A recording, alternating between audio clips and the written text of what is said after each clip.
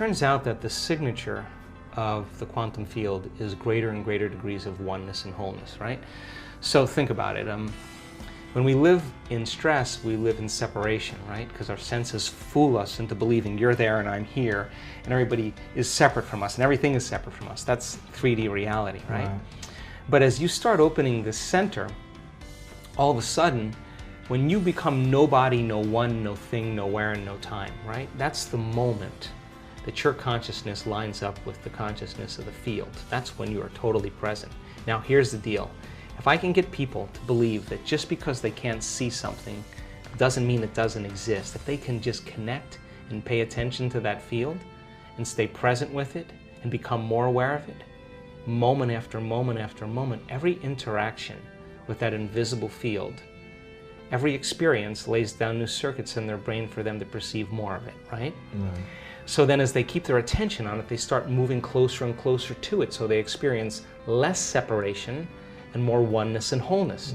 So then when that happens, there's a cascade of all kinds of physical and chemical and energetic things that begin to happen. So for me, the best way that I can describe that field is it's intelligent love.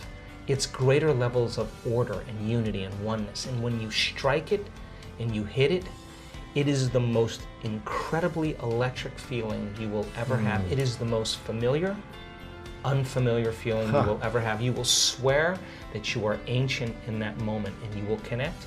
And it won't be just like love for your puppy.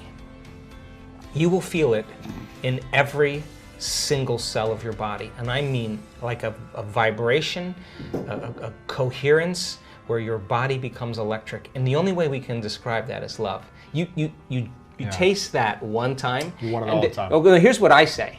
I always say, the first time it happens, the first time it happened to me, and every time since, when I come back to my senses, I always say the same thing. Joe Dispenza, you got this all wrong.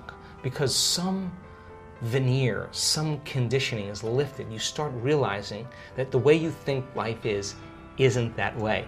So now, when I've had those moments, Louis, I have said, there cannot be any more love than this until the next experience. Till next time. I mean, how much is there, right? I mean, wow. you get super humbled. When was the last time?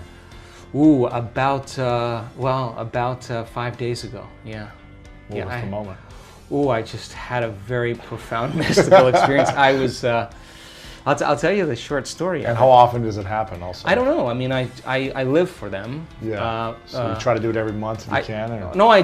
weekly. I just do the meditations, and then when they happen, if I'm just in the right place and I don't have a plane to catch or an email to answer, and I have a little laxity, and I can kind of surrender into the moment. I just I had this incredible. I don't know how to describe this, but there was a geometric pattern, like mandala, I don't know what it was, and it moved right through my entire body, and it was like working with me, with my physical body, and wow. If I could surrender to it, it was just incredible bliss. I mean, incredible bliss. I mean, I don't know how to describe it. And wow. and when that occurs, when it happened to me, I had this. My heart was just lit up, like it was an experience. It wasn't a physical experience, you know. It was from within. And here's the weird thing: every time it happens, my heart feels alive, like it lasts for days. Like the emotion wow. from the experience lasts for days. And people are like, "What's up with you?" Like, what? And you're just kind of got so this, joyful. You got this big smile on your face. I just am so happy to be alive, wow. right? And so I think that independent of, listen, I now know, I mean, we've measured genetic changes, hormonal changes, neurotransmitter changes. We've measured immune system responses by trading fear for gratitude. We've measured gene expressions. We now know that people can signal the gene to reduce cancer and tumors, signal the gene to grow new neurons. We've measured this. Signal the gene for stem cells to go to damaged tissues and repair them. Oxidative stress gene signal. We've seen that in our students. Now right. Here's the deal. After all of those studies in the last 6 years, you can't tell me you're too old to do this work. You can't tell me that. We got people in their 80s doing miraculous things. You can't tell me you're too sick to do this work. The people that were at the end of their life, stage 4, and turn that battleship around. Wow. You can't tell me that you had too turbulent of a past to do this work. People that were really rough pasts that are now free. You can't tell me you've never meditated before. We have people who have never meditated before, the most profound mystical experience. Wow. You can't tell me you're too overweight, too underweight, too out of shape, too in shape. You can't tell me that anymore, because all colors, all races, everybody can do it. That's the cool part about it. And when you get a community of people together and you move them from one state of mind to another, there's this moment, and I can almost predict when it happens, the second or third day, where people just start hooking up. And then when they start hooking up, you know, we're seeing now in our events. I mean, a lady that was blind from birth, 5% vision, by the end of the event was seeing. I mean, wow. How do you explain that? We had 3 people in the last 2 events that were deaf that are hearing now. Wow. People with crutches that were limited, or walking without crutches and canes, spinal cord injuries, I mean, Parkinson's disease, in a week. Like, that's gotta be, like, wow. That doesn't wake you up to what's possible. And you're witnessing a tumor on a woman's thyroid that was there at the beginning of the event, is gone at the end of the event. I mean, wow. Like, you gotta scratch your head and just go, wow, reality isn't at all the way I think it is, right? And so there's this humility that comes, like, well, I don't know anything, but I'm willing to go down, push the envelope a little bit more. So we're only as good as our ability to execute this, right? But as we get better at it. Consistency of it too, yeah. I'm all about consistency, and I'm be the first guy to say, do the blood test, do the scan, let's do the test to make sure that it's just not in your mind, it's in your brain. Yeah. Let's know.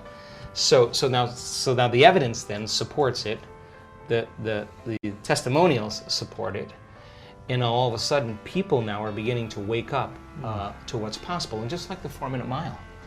The 4-minute mile was broken. Once it was broken, we pierced the veil. Everyone did it. So we're just seeing now this same thing. We've pierced the veil, and people are just all in.